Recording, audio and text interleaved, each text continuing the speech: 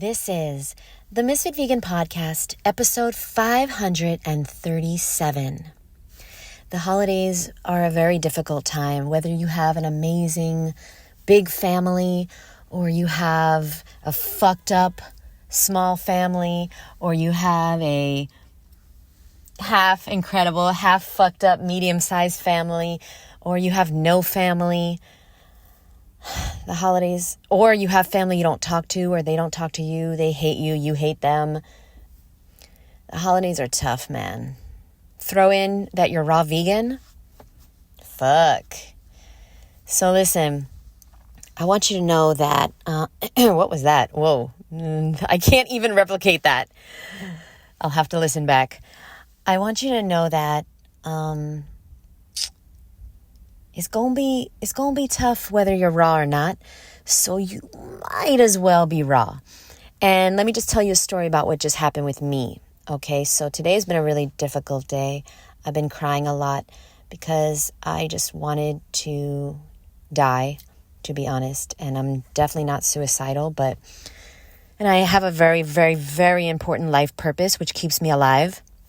So for sure, I'll be doing this podcast and my YouTube and what I do forever because it is what's keeping me here on this planet. But I had a difficult day because the truth is that I just want to disappear sometimes, especially during the holidays. I miss my sister. I miss my sister so much that it feels very difficult to be here without her. She was everything to me. Sorry, I tried to do this podcast twice.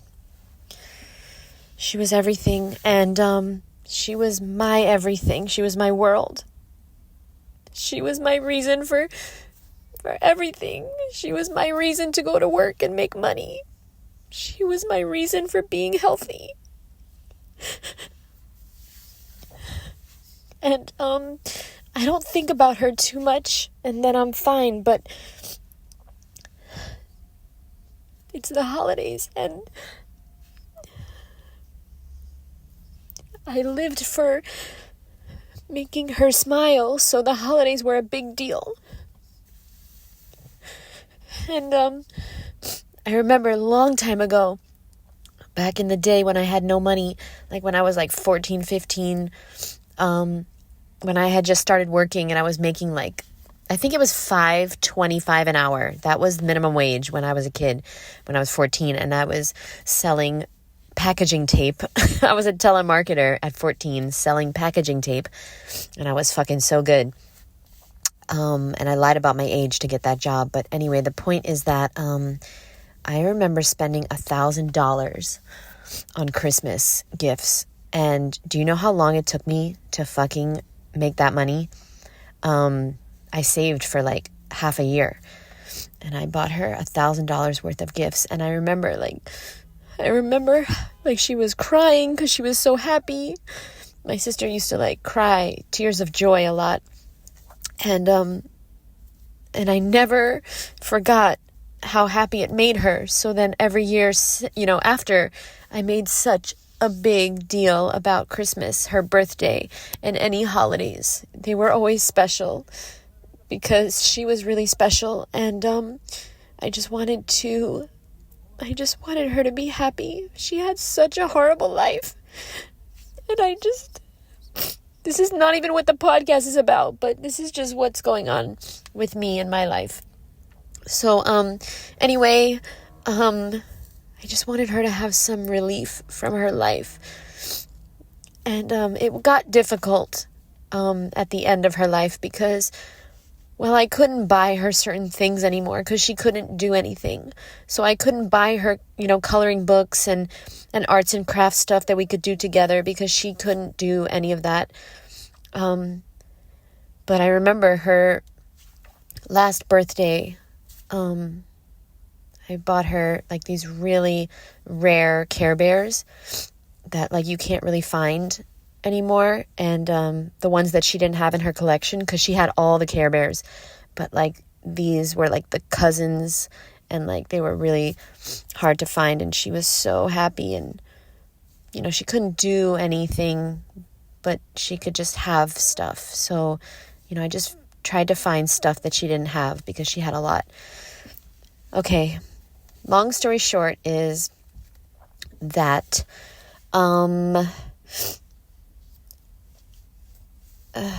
I don't have to tell you about my day, but it was tough. And then just now, so I'm deciding if I'm going to go or not. I just want to disappear, and I just want the holidays to disappear. But my best friend is from France, and she is not going to France for Christmas. Instead, she's going to be spending Christmas with her family here. She has family here in Miami, and she invited me. And at first I was like, yeah, like they invited me. We have a group chat on WhatsApp, and they invited me, and they're so nice. And so I said yes, but the truth is that I didn't want to go. I don't want to go. I don't want to acknowledge that it's Christmas. I don't want to celebrate Christmas. There's nothing to celebrate. And I don't want to know it's Christmas. I just want to work. Anyway, but I said I would go, and then today I was thinking like, how am I going to, I'm just going to say no. I'm not going to go. But then Awa's aunt texted me, or we've been texting because I want to get them stuff for Christmas. So I've been asking, like, what does, this person want? What does that person want? And somebody sent me an Amazon wish list, which, oh my God, how fucking valuable is that? Please make it easy for your fucking friends and family and make an Amazon wish list. Oh, what a fucking mwah. So I ordered everything on the wish list. Fuck it. Oh, what a blessing. Please do that for your friends and family. Anyway, okay, so I have to hustle because I have a class in an hour. So I gotta hustle because I gotta make dinner and stuff. I'm teaching a class on Zoom. So now, what part of the story are we at? Oh, yeah. So she sent me the Amazon wish list for this person. Okay, great, amazing. And then I asked if I could invite a friend to Christmas because I decided, okay, I am going to go. But I have a friend who also doesn't have a family here and in Miami. And so I figured, you know what? Let me ask her if I can invite my other friend. So I asked Awa's aunt if I can invite my other friend. And she said yes, of course. And then she said, does she have any food restrictions? And that made me laugh because, well, my friend is raw as well. So she's a brand new friend. And yes, she has many, many, many food restrictions. Okay. Like anything at the dinner table, she ain't gonna eat. So I wrote that she's exactly like me. And I said, she probably will prefer to bring her own food if that's okay. Plus food to share. Okay. Because as a raw vegan,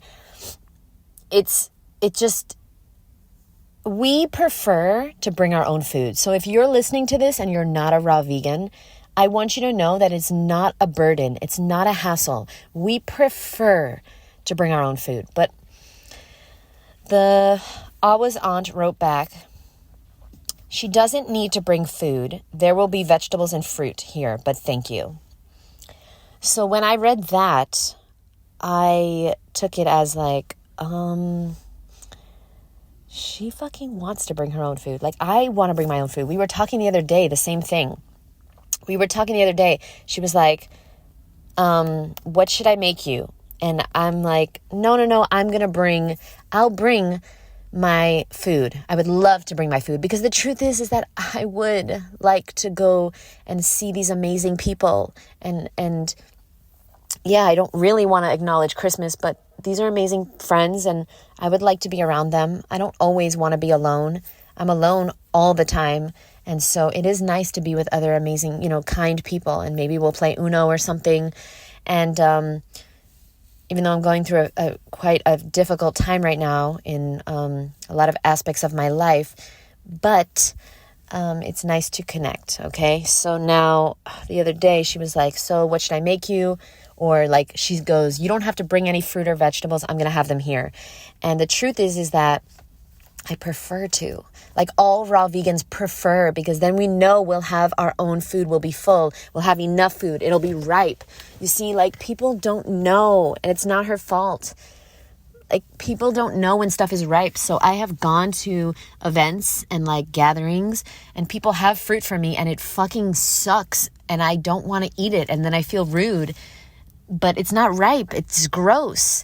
There's nothing worse than unripe fucking fruit. Nobody wants that shit. So here's what you need to do. You need to teach people how to treat you. So I wrote back because she said she doesn't need to bring her own food. You don't need to either. And there'll be fruit and vegetables here. So I decided to teach her how to treat me, which is I responded saying, thank you so, so much. May I please ask, is it offensive to you if I bring my own food for the holidays? Okay. I genuinely wanted to know because some people, I think I did a podcast on this yesterday where a follower told me that it was offensive to her friend. And listen, I don't want to offend anyone. So I asked, is it offensive if I bring my own food?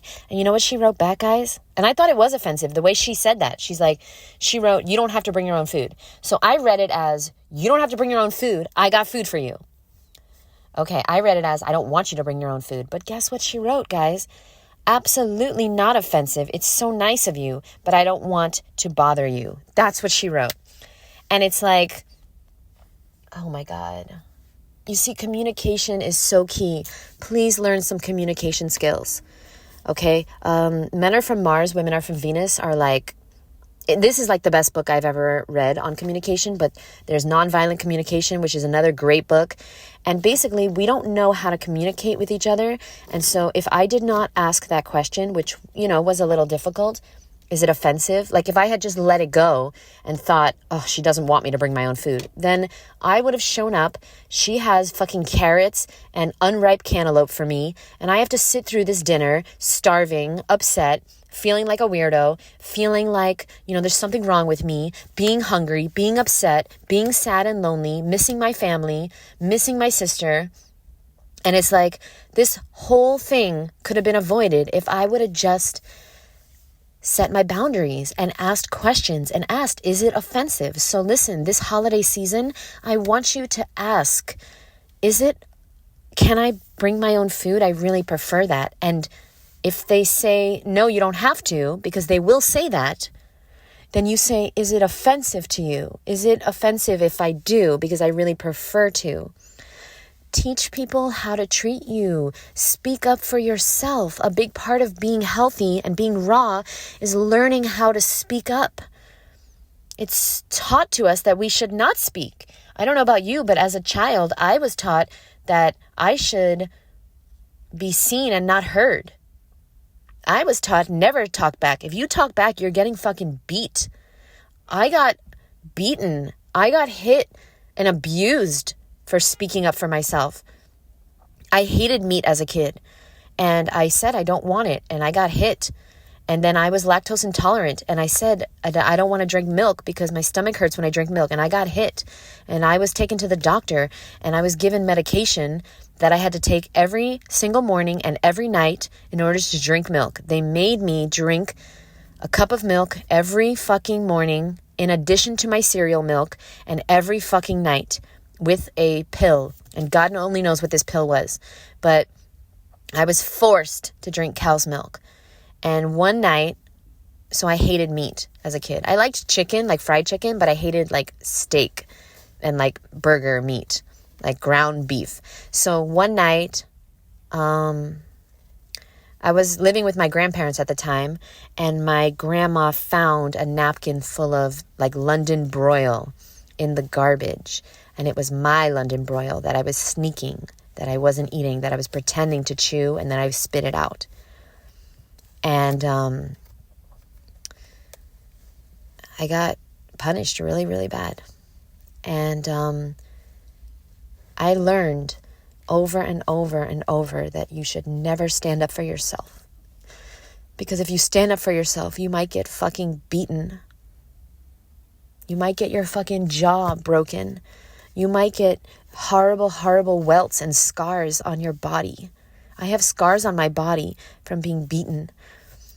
And I know a lot of you guys can relate.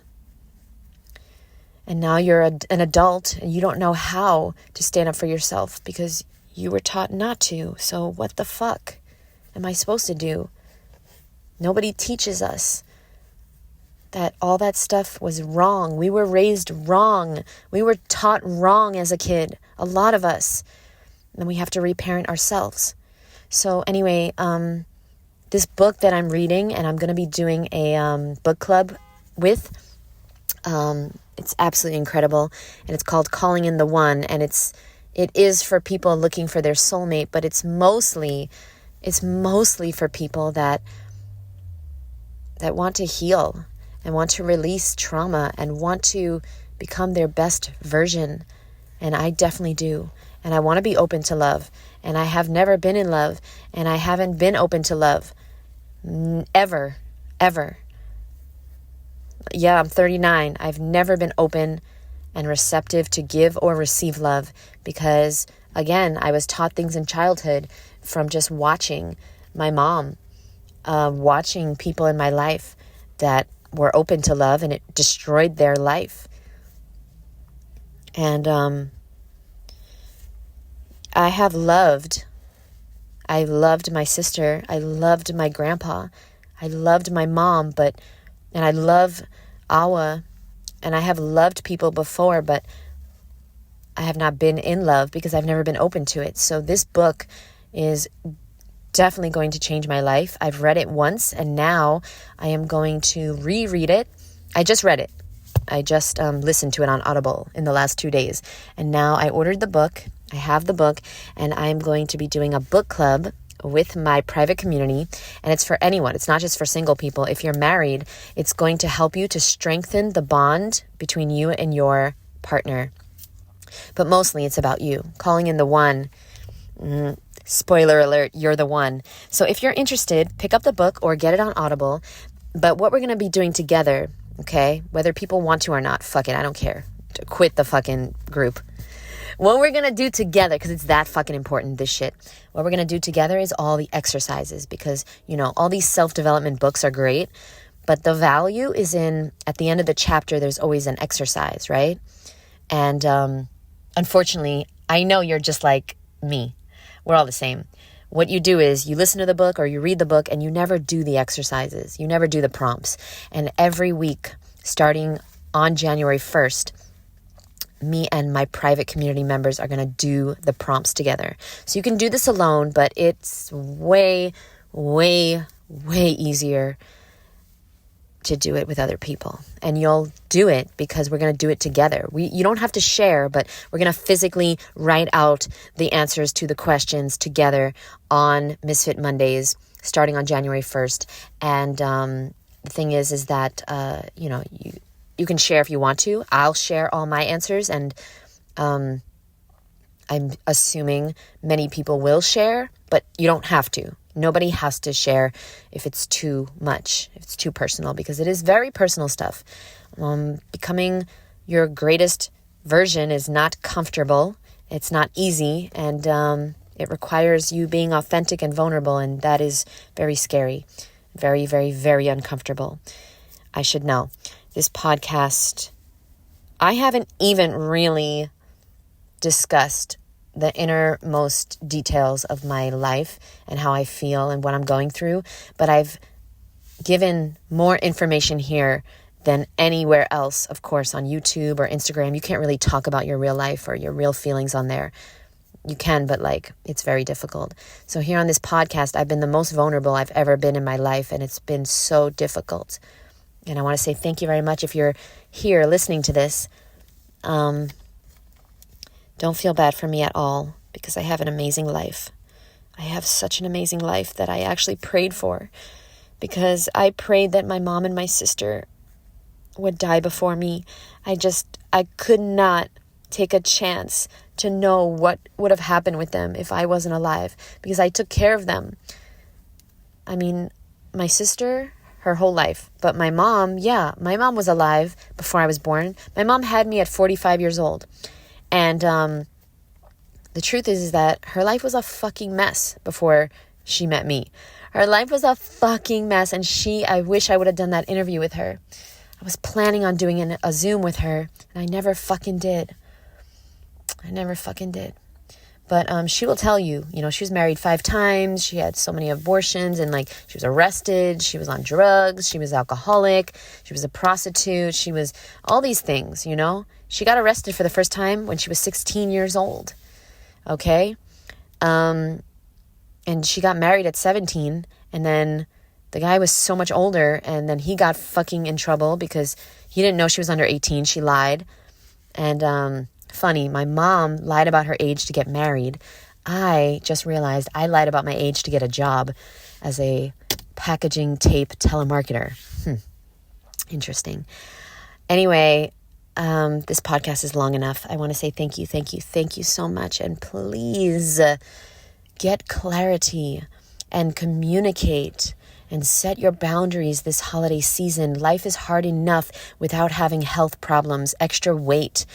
I know what it's like to be overweight. I know what it's like to have major health problems, acne and psoriasis and headaches and IBS and horrible symptoms of eating crappy food.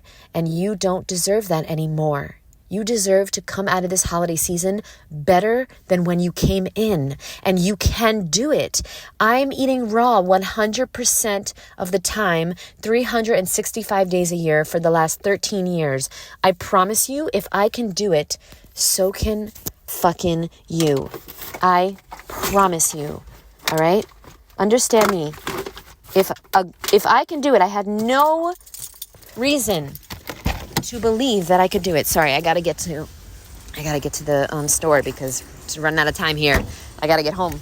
So listen, if I can do it, you can do it. I was raised on Dunkin' Donuts, Chinese food, Burger King, McDonald's, peanut butter and jelly sandwiches. I didn't even have an avocado until I was 27 years old.